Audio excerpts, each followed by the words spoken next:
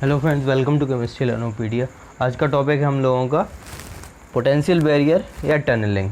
तो इसको पढ़ने से पहले हम लोग कुछ मैथमेटिकल कॉन्सेप्ट देख लेते हैं कि किस तरीके से हम लोग आगे इसके डेरिवेशन को प्रोसीड करेंगे। इनमें कौन कौन से जो टर्मिनोलॉजी यूज़ होगी उनकी मैथमेटिक्स हम लोग देख लेते हैं। तो जब भी आप लोगों के सामने कुछ इस तरीके का इक्वेशन बन के आए, जैसे हम लोग इसको सेकंड ऑर्डर डिफरेंशियल इक्वेशन बोलते हैं, तो डी स्क्वायर प्लस के square psi is equal to zero, इस तरीके की अगर इक्वेशन बन के आती है तो इसके लिए जो हम लोग वेव फंक्शन लिखते हैं, जो वेव फंक्शन की वैल्यू होती है psi is equal to A E to the power आई के x plus B E to the power minus आई के एक्स, इस तरीके का हम लोग वेव फंक्शन लिखेंगे जब equation second order differential equation इस तरीके से बनेगी। जब सेकंड ऑर्डर डिफरेंशियल इक्वेशन हम लोगों के इस तरीके से होगी, डी स्क्वायर माइनस के square psi is equal to zero, so psi is equal to हम लोग लिखेंगे A E to the power के x plus B E to the power minus के एक्स। तो देखिए यहाँ पे जब इन दोनों के बीच में जो डी स्क्वायर और के स्क्वायर है, अगर बीच में प्लस साइन है तो e to the power iota k x i के x plus B to the power minus आई के एक्स, इस तरीके का हम लोग वेव फंक्शन लिखेंगे। और जब माइनस होगा तो यहाँ पे इस तरीके का आएगा। तो इसको समझ लीजिए। अब एक्चुअल मीनिंग इसका क्या है, तो जब हम लोग psi is equal to A E to the power आई के x plus B to the power minus आई के एक्स लिखते हैं, तो उनमें ए और बी की जो का मतलब होता क्या है, तो ए और बी होते हैं आर्बिट्रेरी कांस्टेंट, जिसको हिंदी में बोलते हैं स्वेच्छाचारी नियतांक। मतलब हम लोग अपने मर्जी से जो कांस्टेंट लगाते हैं। अब e टू दी पावर आई के एक्स का मतलब क्या है, तो ये एक फंक्शन है कि किस तरीके से वेव फंक्शन आगे की तरफ जा रहा है। तो जब हम लोग इसमें मोमेंटम, जैसे हम लोगों को पता है मोमेंटम ऑपरेटर होता है पी एक्स, और पी एक्स की वैल्यू होती है minus I H direct del upon del X. ठीक, तो जब मोमेंटम ऑपरेटर इस वेव फंक्शन पे हम लोग अप्लाई करते हैं तब हमें क्या मिलता है और उसका सिग्निफिकेंस क्या होता है। तो देखिए, जब आई एच कट पी एक्स से और इस पे ई टू द पावर आई के एक्स हम लोग वेव फंक्शन अप्लाई कर रहे हैं, तो minus I H cut del upon del X, और वेव फंक्शन क्या है, ई टू द पावर आई के एक्स है, minus I H direct del upon del X, E to the power X का होता है ई टू द पावर एक्स, तो इसका हो जाएगा ई टू द पावर आई के एक्स इंटू, जिसको हम लोग फिर से कंसीडर करेंगे आयोटा के एक्स। तो x के रिस्पेक्ट में कर रहे हैं, कांस्टेंट वैल्यू आई के है, मल्टीप्लाई हो जाएगा यहाँ आई square H direct k e to the power आई के एक्स आ गया। तो आई स्क्वायर की वैल्यू होती है -1, तो माइनस माइनस हो गया plus h direct k e to the power आई के एक्स, यानी जो P x E to the power आई के एक्स, जो मोमेंटम मिला हम लोगों को, मोमेंटम कितना मिला, जो आइगन वैल्यू है मोमेंटम की वो एच डायरेक्ट के है, यानी हमें पॉजिटिव मोमेंटम मिल रहा है। क्या मिल रहा है, पॉजिटिव मोमेंटम। पॉजिटिव मोमेंटम मिलने का मतलब है कि मान लीजिए कि कोई वेव पार्टिकल हमारा इस तरीके से आगे जा रहा है पार्टिकल, ठीक है, तो पॉजिटिव मोमेंटम का मिलने का मतलब है कि वो टकराने के बाद भी कहाँ जाएगा, उसी डायरेक्शन में जाएगा जिस डायरेक्शन में इंसिडेंट वेव थी। और P x E to the power minus आई के एक्स को सॉल्व करेंगे तो minus H direct k e to the power आई के एक्स मिलेगा, यानी नेगेटिव मोमेंटम मिलेगा। इस नेगेटिव मोमेंटम का मतलब है कि हमारी वेव अगर पॉजिटिव डायरेक्शन में जा रही है तो नेगेटिव मोमेंटम का मतलब है हमारी वेव किस डायरेक्शन में आ रही होगी, just opposite to incident wave. ठीक है, तो इसका मतलब यही है। तो जब हम लोग वेव फंक्शन इस तरीके से लिखेंगे कंबाइंड फॉर्म में, ये इक्वेशन आएंगी, तो यहाँ से यही पता चलेगा ए और बी, मतलब हम लोग के एम्पलीट्यूड होता है उस वेव का, ई टू द पावर आई के एक्स का मतलब है पॉजिटिव डायरेक्शन में, यानी जैसे हम लोगों ने अगर left to right incident wave apply की है तो वो लेफ़्ट टू राइट जाएगा, और E to the power minus आई के एक्स का मतलब है वो रिफ्लेक्ट होके वापस आ गई है। तो इसका मतलब ये है। हम लोग अब चल रहे हैं अपने मेन कॉन्सेप्ट पे, पोटेंशियल वेरियर पे। तो पोटेंशियल वेरियर को हम लोग समझते हैं, ये वीडियो थोड़ी सी लंबी हो जाएगी 40-45 मिनट के आसपास, और मैं एक ही वीडियो में सारे टॉपिक इससे रिलेटेड जितने भी टॉपिक हैं वो मैं कवर करूँगा, ठीक है। तो वीडियो को इंटरेस्ट के साथ देखना है, और मैं इंटरेस्ट क्रिएट करने की कोशिश करूंगा इसमें, टनलिंग में या पोटेंशियल वेरियर में। तो पोटेंशियल वेरियर का मतलब क्या है? पोटेंशियल वेरियर, तो वेरियर से मतलब से हमें समझ में आ रहा है कि कोई हिंड्रेंस मिल रहा है, कोई ऑब्स्टिकल मिल रहा है, या कोई गतिरोध हम लोगों को मिल रहा है। तो हम लोग कंसीडर कर रहे हैं कि मान लीजिए हम लोग हैं, मैं हूँ, मेरा एक और साथी है, आप लोग अपने साथियों के साथ किसी पहाड़ी से ऊपर से नीचे आ रहे हैं इस तरीके से, ये पहाड़ी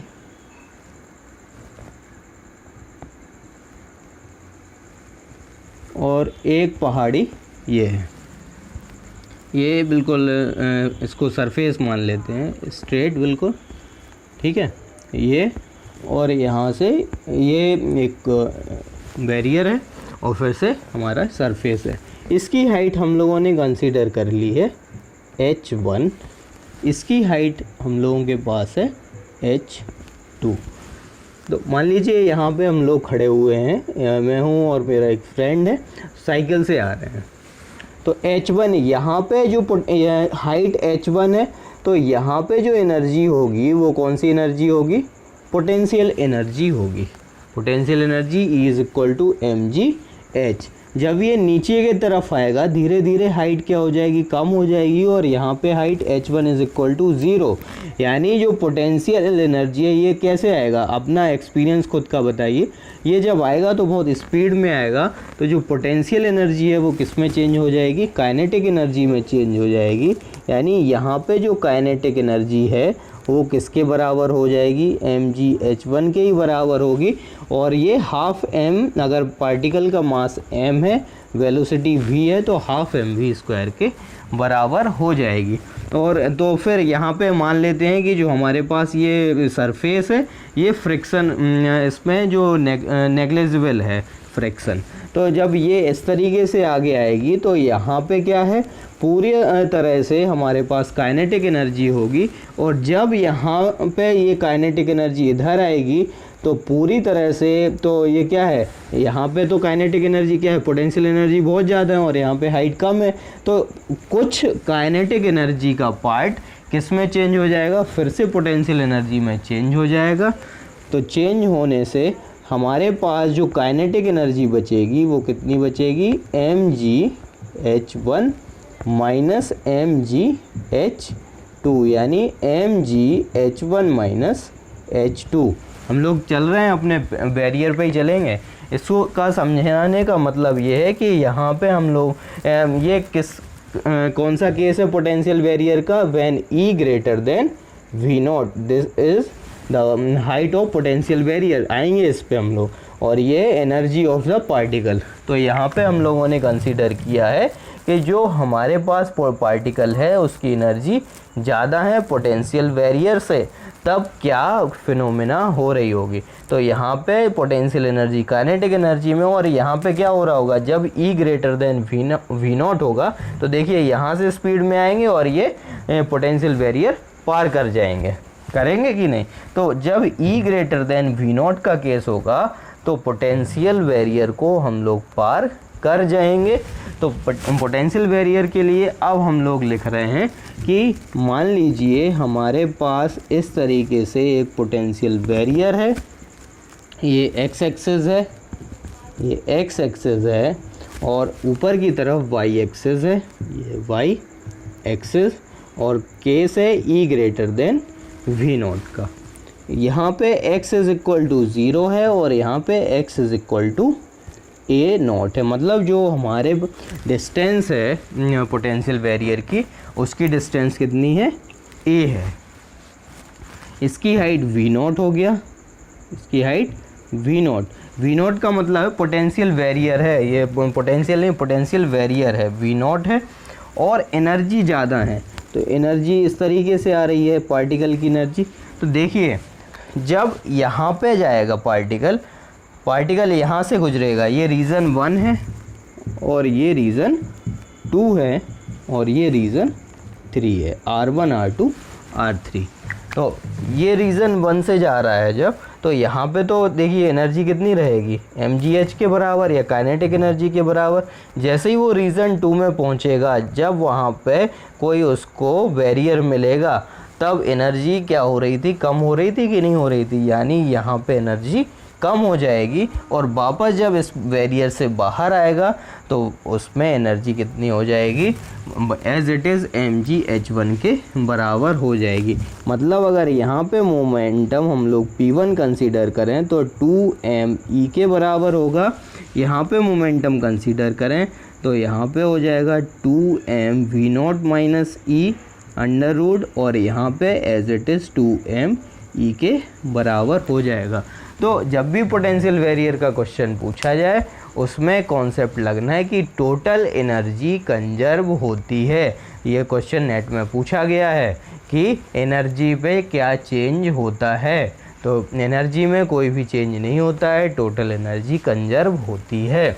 अब हम लोग रीज़न 1, रीज़न 2, रीज़न 3 के लिए वेव फंक्शन लिखेंगे। तो वेव फंक्शन हम लोगों को अभी देखिए यहाँ पे तो टनलिंग जैसा कोई इफेक्ट आया नहीं है। टनलिंग ये हमने केवल समझाया है कि हमें किस तरीके से हम लोग जब E greater than V0 consider करेंगे तो हमारे पास कंडीशन क्या बन के आएगी। तो कंडीशन क्या बन के आई, इस तरीके की कंडीशन बन के आई। और जब हम लोग E लेस देन, तो यहाँ पे क्या है, पोटेंशियल वेरियर पूरी तरह से पार कर गए कि नहीं कर गए। तो पोटेंशियल वेरियर का पार करने का मतलब तो टनलिंग हुआ नहीं। अब टनलिंग का मतलब होता है कि टनल बना के पार्टिकल आगे निकल जाए, तो वो टनलिंग होता है। तो उसके लिए हम लोग केस 2 कंसीडर करेंगे। ये है हमारे पास केस 1, हम लोग केस 2 कंसीडर करेंगे।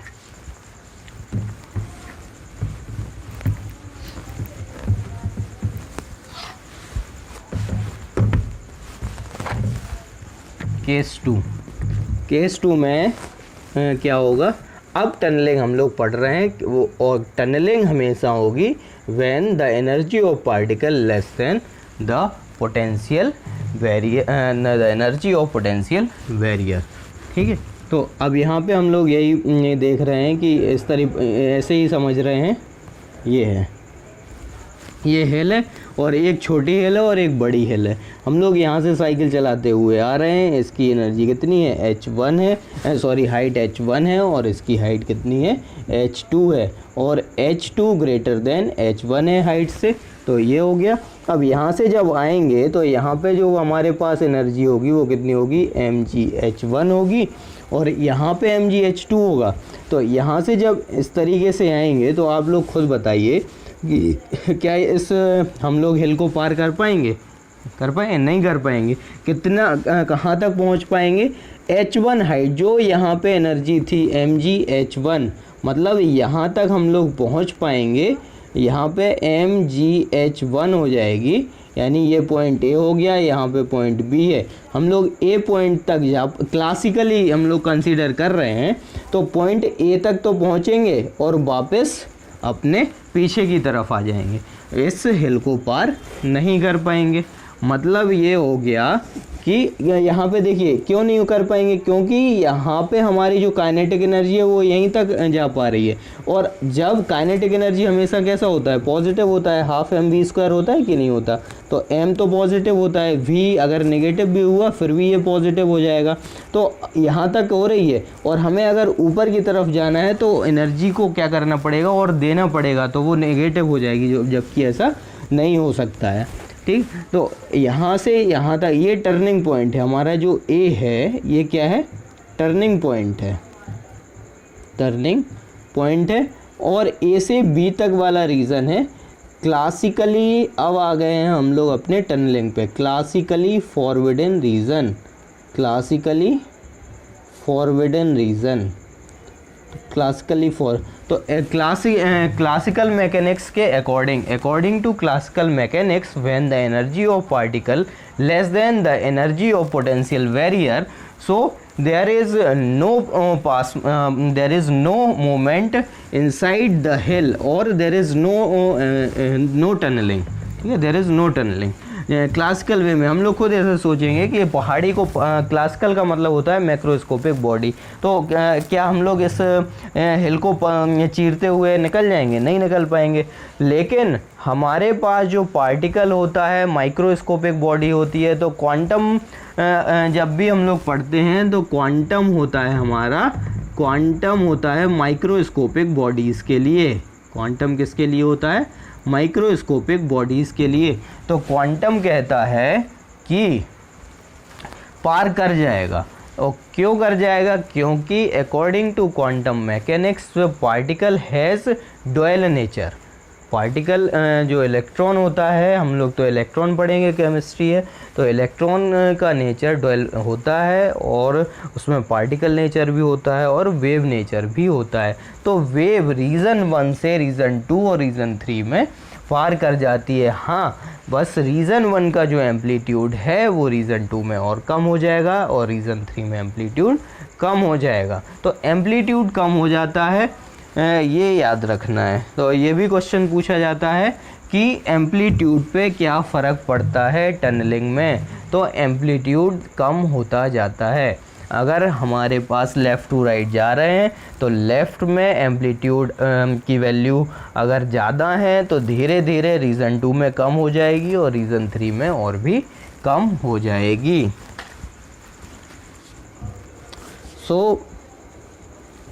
ये है पोटेंशियल बैरियर और ये एक्स एक्सिस है, ये वाई एक्सिस है और ई लेस देन है।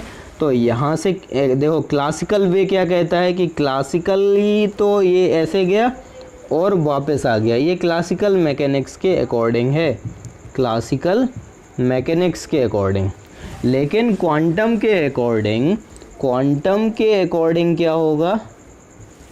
क्वांटम के अकॉर्डिंग होगा ये वेव के फॉर्म में होगा, यहाँ पे एम्पलीट्यूड और कम होगा और यहाँ पे एम्पलीट्यूड और भी कम होता जाएगा। ऐसा नहीं है कि सारे पार्टिकल्स चले जाएंगे, कुछ यहाँ से रिफ्लेक्ट होके आएंगे, यहाँ से भी रिफ्लेक्ट होके आएंगे और कुछ ही पार्टिकल या इलेक्ट्रॉन आगे ट्रांसमिट होके जा पाएंगे। तो यहाँ से हम लोगों ने यहाँ पे कुछ एम्पलीट्यूड ए रहेगा, ट्रांसमिट हो, यहाँ से रिफ्लेक्ट होके आएगा, एम्पलीट्यूड बी हो गया। यहाँ पे कुछ एम्पलीट्यूड सी हो गया, इससे रिफ्लेक्ट होके आएगा, डी होगा। यहाँ से जब जाएगा तो यहाँ से एम्पलीट्यूड कुछ ई हो गया। इस तरीके से वेव फंक्शन आएंगे तो उसके अकॉर्डिंग हम लोग वेव फंक्शन भी लिखेंगे। तो ये हो गया हमारे पास रीज़न 1, ये हो गया रीज़न 2 और ये रीज़न 3। तो रीज़न 1 से रीज़न 3 में जाने पर एम्पलीट्यूड पे क्या फ़र्क पड़ता है? एम्पलीट्यूड कम हो जाता है। इसको आप लोगों को याद रखें। अब हम लोग अपने चल रहे हैं डेरिवेशन पे तो नहीं, लेकिन जितना इम्पोर्टेंट है नेट और गेट के पर्पज़ से उतना हम लोग पढ़ेंगे।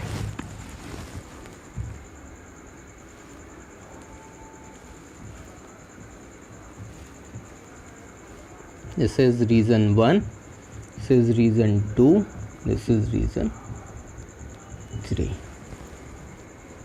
सो यहाँ से पार्टिकल कुछ रिफ्लेक्ट होके भी आएगा, यहाँ पे जाएगा, कुछ रिफ्लेक्ट होके भी आएगा और यहाँ से ट्रांसमिट हो जाएगा।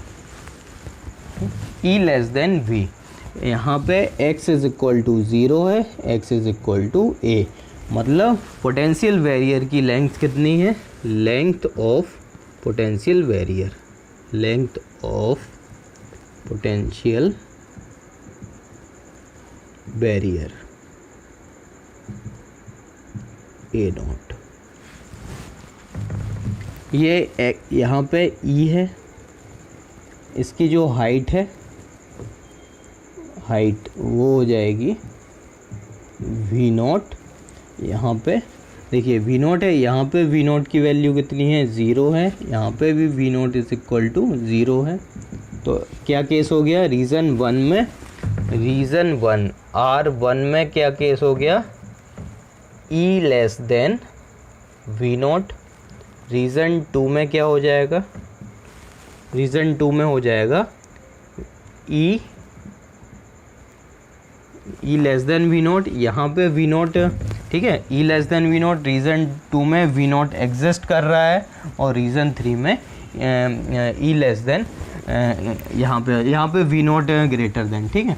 तो देखिए अब यहाँ पे मेनली क्या है, देखो E लेस देन V0 का मतलब क्या है, यहाँ पे E ग्रेटर देन V0 है, सॉरी यहाँ पे रीज़न 1 है ना, तो यहाँ पे E ग्रेटर देन V0 होगा, R2 में होगा E लेस देन V0 और R3 में वापस E ग्रेटर देन V0 हो जाएगा, क्योंकि ये इसलिए है कि वो R1 और R3 में V0 की वैल्यू कितनी है, 0 के बराबर है। सो जनरली हम लोग E भी लिख सकते हैं रीज़न 1 में, और रीज़न 3 में जो एनर्जी है वो कितनी है, E है, और R2 में जो एनर्जी है वो E लेस देन V0 के बराबर है। ये हो गया। अब हम लोग जो मेन ये है, ये कुछ एक जनरली ग्राफ है और ये हाइट है, ऐसे नहीं हाइट की वो सेंटीमीटर वगैरह में हो, ये पोटेंशियल वेरियर की हाइट है। तो हम लोग इस तरीके से, इस ग्राफ है, एक तरीके का ग्राफ है, तो ग्राफ का रिप्रेजेंटेशन किस तरीके से लिखेंगे, Vx यानी variation of potential with respect to x। जो पोटेंशियल का वेरिएशन है डिस्टेंस के साथ, उसको हम लोग कैसे लिखेंगे, तो Vx इज इक्वल टू हो गया, देखिए व्हेन x लेस देन 0, इस तरफ x लेस देन 0 में V0 की वैल्यू कितनी है, 0 है। When x lie between 0 to A0, तब वैल्यू कितनी आ रही है, तब V0 है। और जब x ग्रेटर देन A0 है तब पोटेंशियल की वैल्यू कितनी है, 0 है। सो ये ग्राफ का रिप्रेजेंटेशन है, इस तरीके से पेपर में लिखा होता है, नहीं लिखा होता है तो हम लोग खुद लिख लेते हैं, कि कहीं कहीं वो लोग पेपर में दे देते हो, कहीं कहीं हम लोगों को खुद से एज्यूम करना पड़ता है, सोचना पड़ता है। तो ये हो गया ग्राफ का रिप्रेजेंटेशन। अब हम लोग आते हैं श्रोडिंगर वेव इक्वेशन पे। यहाँ पे जो श्रोडिंगर वेव इक्वेशन लगेगी वो time independent Schrodinger wave equation apply होगी। सो आइए देखते हैं अब हम लोग रीज़न 1, 2, 3 में श्रोडिंगर वेव इक्वेशन किस तरीके से काम करती है। तो time independent Schrodinger wave equation, time independent Schrodinger wave equation, generally del square. और एक और चीज़ है, यहाँ पे जो वेव फंक्शन होंगे सब अलग अलग होंगे, psi1, यहाँ पे psi2 और यहाँ पे psi3, वेव फंक्शन सब अलग अलग होंगे।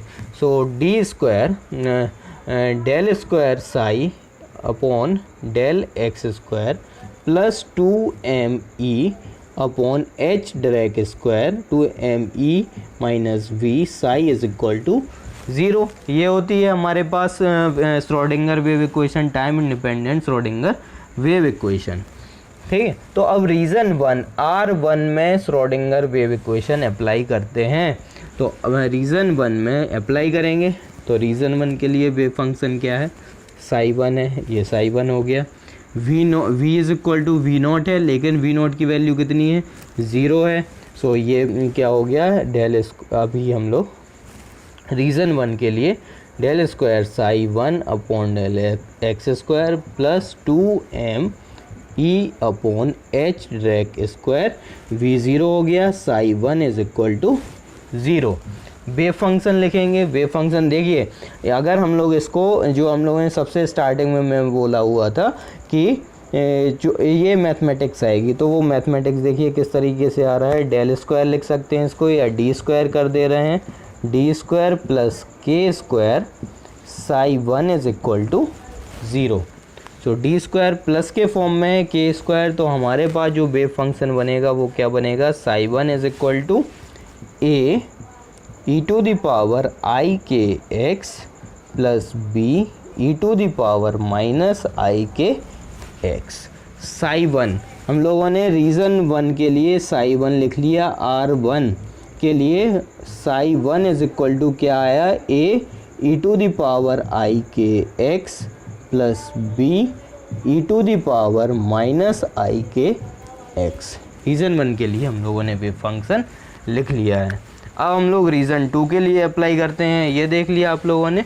अब हम लोग रीज़न 2 के लिए अप्लाई करते हैं श्रोडिंगर वेव इक्वेशन। सॉरी, यहाँ पे आप लोगों को एक बात और बताना मैं भूल गया कि del square psi upon del x square plus 2m upon h Dirac E psi 1 is equal to 0। यहाँ पे हम लोगों ने इसको क्या कंसीडर किया है, के स्क्वायर कंसीडर किया है। तो के स्क्वायर इज इक्वल टू कितना हो रहा है, 2me upon h direct square. So k is equal to कितना हो गया, under root 2me upon h direct square. So यहाँ पे हम लोगों ने के की वैल्यू भी लिख ली। के की वैल्यू कितनी आ गई, 2me upon h direct square. तो रीज़न 1 का काम हो गया कंप्लीट। अब हम लोग चल रहे हैं रीज़न 2 पे। रीज़न 2 में हम लोगों के पास क्या है, पोटेंशियल वेरियर आ रहा है और एनर्जी कम है। ठीक है, तो पोटेंशियल वेरियर आ रहा है, एनर्जी कम है। तो यहाँ पे क्या हो रहा है, देखिए वी नॉट की वैल्यू रीज़न 2 में ज़्यादा हो गई। तो यहाँ पे क्या हो गई, ये ओवरऑल वैल्यू कैसी हो गई, नेगेटिव हो गई। तो रीज़न 2 में del square psi 2 upon del x square minus common ले लिया। So 2m upon h direct square V not minus E psi 2 is equal to 0। So del square psi 2 upon del x square minus इस overall value को हम लोगों ने beta consider कर लिया है। ये minus beta square psi 2 is equal to 0। इसको हम लोगों ने लिख लिया D square minus beta square psi 2 is equal to 0।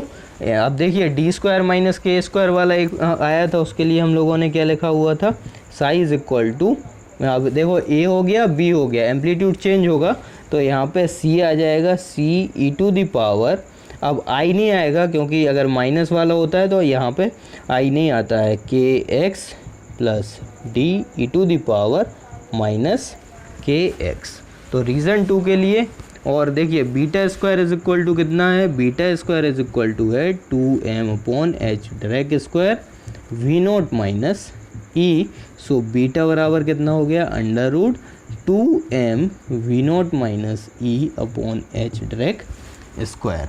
सो यहाँ पे हम लोग अब रीज़न 2 के लिए भी लिख देंगे, इसको नोट करना है। रीज़न 2 के लिए हम लोग यहाँ पे लिखे दे रहे, वेव फंक्शन क्या आया, psi 2 is equal to C e to the power के x plus D e to the power minus के एक्स, और बीटा बराबर आ गया है under root 2m V not minus E upon h direct square. तो इसको नोट करिए। हम लोग रीज़न 3 के लिए भी श्रोडिंगर वेव इक्वेशन लिख रहे हैं। रीज़न 3 में क्या होगा, रीज़न 3 में v की वैल्यू क्या है, 0 है। सो रीज़न 3 के लिए del square psi 3 wave function change हो जाएगा, del x square plus 2me upon h direct square psi 3 is equal to 0। ये सेम है, इसको हम लोग के कंसीडर करेंगे। So del square psi 3 upon del x square plus के square psi 3 is equal to, बस एम्पलीट्यूड चेंज हो रहा है इसमें।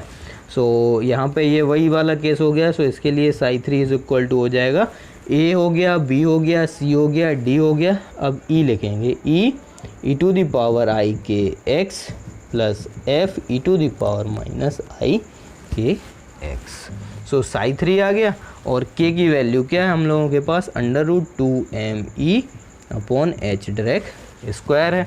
अब यहाँ पे देखिए साई 3 इज इक्वल टू, ये क्या है, साई 3 में क्या है हमारे पास, जो वेव है वो किस डायरेक्शन में जा रही है, इसका मतलब होता है इंसिडेंट वेव जिस डायरेक्शन में है उसी डायरेक्शन में ट्रांसमिशन हो रहा है। तो e to the power e capital E amplitude है, ई टू द पावर आई के एक्स, यानी this wave is same as incident wave.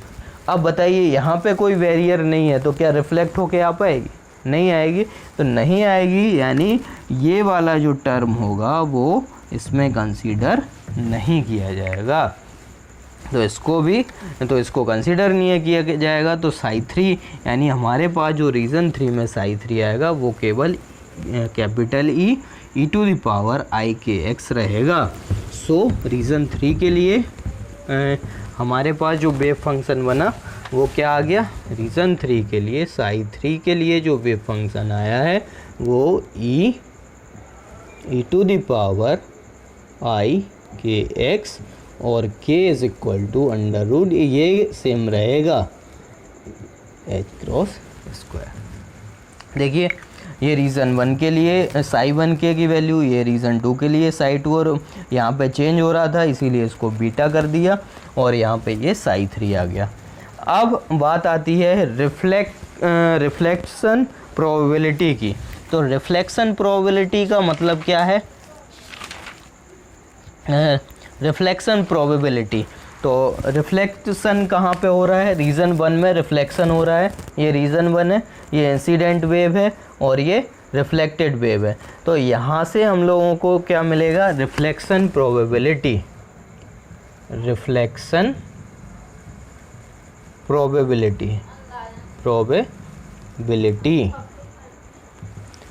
Modulus of B upon modulus of A square. ठीक है, ये रिफ्लेक्शन हो गया। और टनलिंग प्रोबेबिलिटी क्या है, tunnelling probability,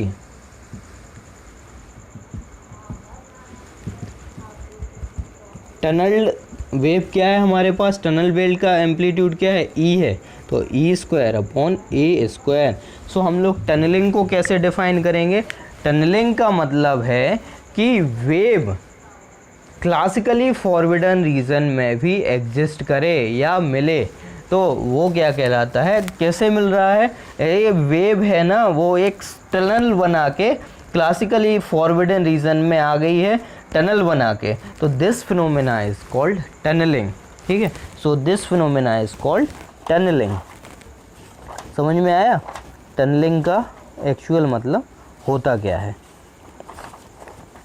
so according to classical mechanics, particle or electron cannot pass this potential barrier, but according to quantum mechanics, electron or particle can pass this potential barrier or the pass classically forbidden region, or according to quantum mechanics, even if the energy of incident wave particle is less than that of the potential barrier, so there is a definite probability that particle may appear in classically forbidden region। यानी particle अगर classically forbidden reason में हमें मिल रहा है तब वो कहलाती है फिनोमेना टनलिंग की। So the appearance of the particle, the appearance of the particle, the appearance of the particle in classically forbidden region, classically forbidden region is called tunneling। और क्लासिकली फॉरबिडन रीजन क्या है, this is classically forbidden region, classically forbidden region. ठीक है, ये पूरा reason क्या है, classically forbidden reason है। तो इतना समझ में, यानी टनलिंग प्रोबेबिलिटी क्या होती है, ई स्क्वायर अपॉन ए स्क्वायर। हमें इसका अब डेरिवेशन नहीं है, क्योंकि अगर डेरिवेशन सॉल्व करेंगे तो 1.5 से 2 घंटे लग जाएंगे। जो एक्चुअल पेपर में आता है वो हमें समझना है। ठीक है, सो टनलिंग रिफ्लेक्शन प्रोबेबिलिटी और ये टनलिंग प्रोबेबिलिटी, हम लोग देख रहे हैं tunnelling probability. So tunneling probability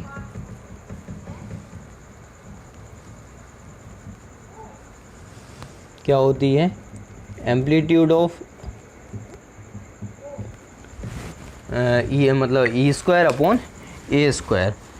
so this is tunneling probability, this is tunneling probability. तो हम लोग अगर समराइज़ करके सारी चीज़ें लिख लें तो क्लासिकल 1 में क्या था, वेव फंक्शन हमारे पास psi 1 is equal to A E to the power आई के x plus B E to the power minus आई के एक्स, और यहाँ पे k की वैल्यू थी √2me/h ड्रैग स्क्वायर। ये रीज़न 1 में है। रीज़न 2 में अगर लिखें तो साई 2 इज इक्वल टू क्या आ गया था, c e⁻i बीटा x प्लस d to the power minus i beta, i नहीं आ रहा था यहाँ पे c, और r3 की वैल्यू है psi 3 is equal to e to the power minus i plus i k x। तो c e to the power के x plus d e to the power minus beta, sorry वहाँ पे beta कर ले, शायद मैंने के लिखा हुआ था, बीटा कर लेना उसको।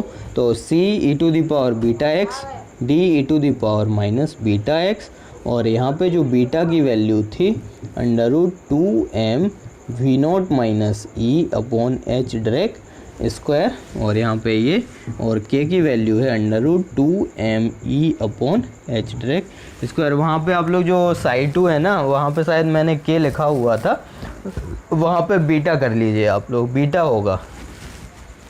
टनलिंग प्रोबेबिलिटी होता है e²/a², so this is e square, और ये यानी ये क्या है, amplitude of transmitted wave, this is amplitude of incident wave. So the square of the amplitude of transmitted wave, the ratio of the amplitude of the transmitted wave with respect to the amplitude of the incident wave is called tunneling probability।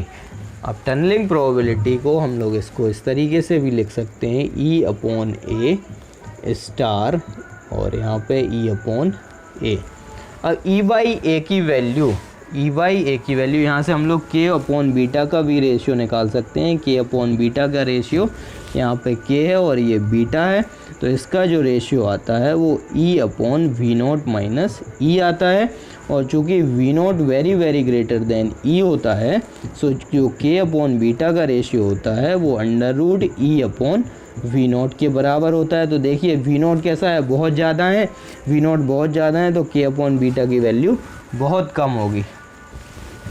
E/A की value देख लीजिए कितनी आती है। हम लोग tunnelling probability को solve कर रहे हैं, तो E/A की वैल्यू आती है -4 आयोटा k/बीटा e to the power minus i k a e to the power minus beta a। तो E/A स्टार कितना हो जाएगा, ये हो जाएगा ये हो जाएगा प्लस हो जाएगा 4i k/बीटा e टू द पावर, ये हो जाएगा i के e to the power minus beta a। तो दोनों कैसे हो जाएंगे, E/A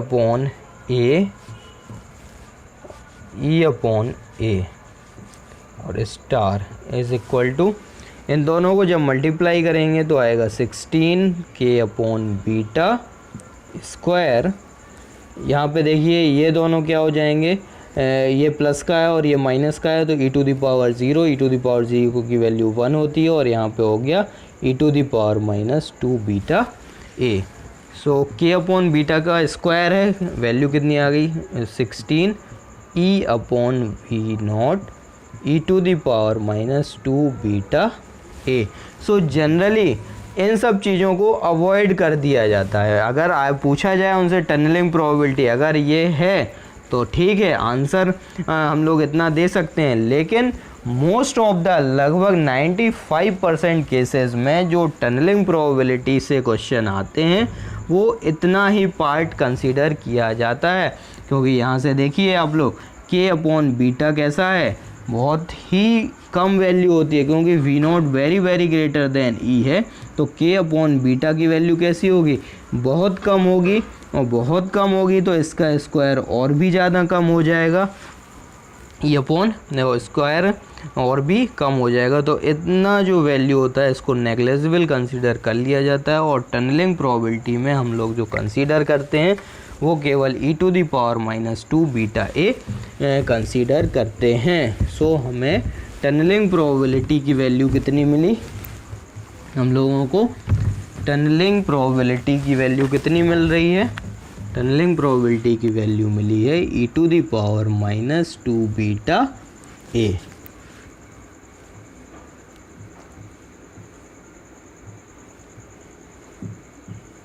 This is V0, this is A0, x is equal to 0, x is equal to a, and beta is equal to क्या है हमारे पास? √2m V0 minus E upon h direct square. अब हम लोग जो मेनली पेपर में आता है उनको कंसीडर कर रहे हैं। देखिए ए है हमारे पास A0, length of the potential barrier. A0 क्या है? Length of the potential barrier.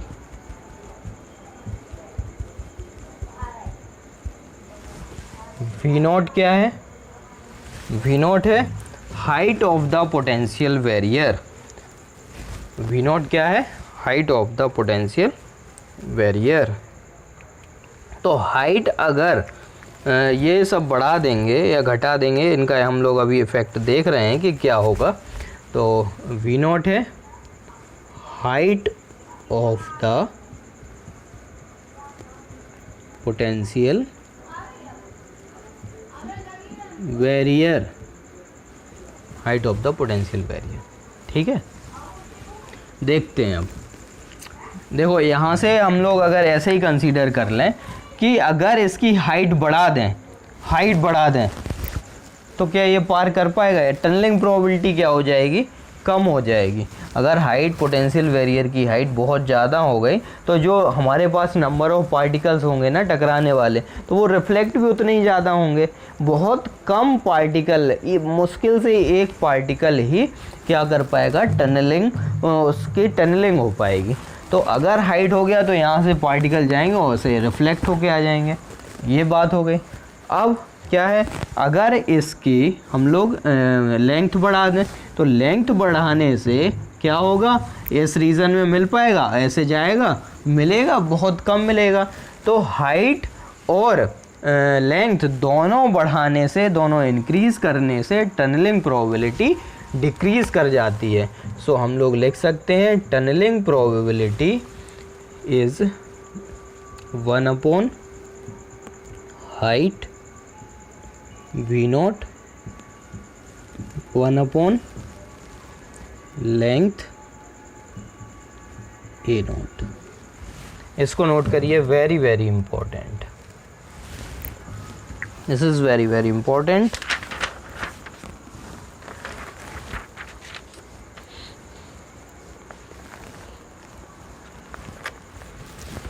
Potential energy पे क्या फ़र्क पड़ता है? इम्पोर्टेंट पॉइंट्स लिखा रहे हैं। अब प्रोबेबिलिटी क्या होती है? प्रोबेबिलिटी ये हो गया। प्रोबेबिलिटी क्या होती है? प्रोबेबिलिटी रीज़न 1 में सबसे ज़्यादा होती है, फिर रीज़न 2 में होती है और फिर रीज़न 3 में होती है। यानी जो रीज़न 1, 2 और 3 है ना, प्रोबेबिलिटी इलेक्ट्रॉन के फाइंड होने की या जो टनलिंग प्रोबेबिलिटी है वो धीरे धीरे कम होती जाती है। एम्पलीट्यूड पे क्या फ़र्क पड़ता है? एम्पलीट्यूड, तो एम्पलीट्यूड पे भी क्या फ़र्क पड़ता है? एम्पलीट्यूड रीज़न 1, इसको हम लोग एम्पलीट्यूड को ए से A1, A2 और A3, A2 और A3। एम्पलीट्यूड A1 में जहाँ से इंसिडेंट वेव हम लोग अप्लाई करते हैं वहाँ पे एम्पलीट्यूड ज़्यादा होता है, फिर कम होता जाता है और कम होता जाता है। एनर्जी पे, टोटल एनर्जी पे क्या फ़र्क पड़ता है? तो इसको भी लिखिए, टोटल एनर्जी पे क्या फ़र्क पड़ता है? तो टोटल एनर्जी क्या होती है? कंजर्व रहती है। E1 is equal to E2 is equal to E3। हम लोगों ने देखा था वो हिल बना के, तो पोटेंशियल एनर्जी काइनेटिक एनर्जी में चेंज हो रही थी, काइनेटिक एनर्जी फिर पोटेंशियल एनर्जी में चेंज हो रही थी।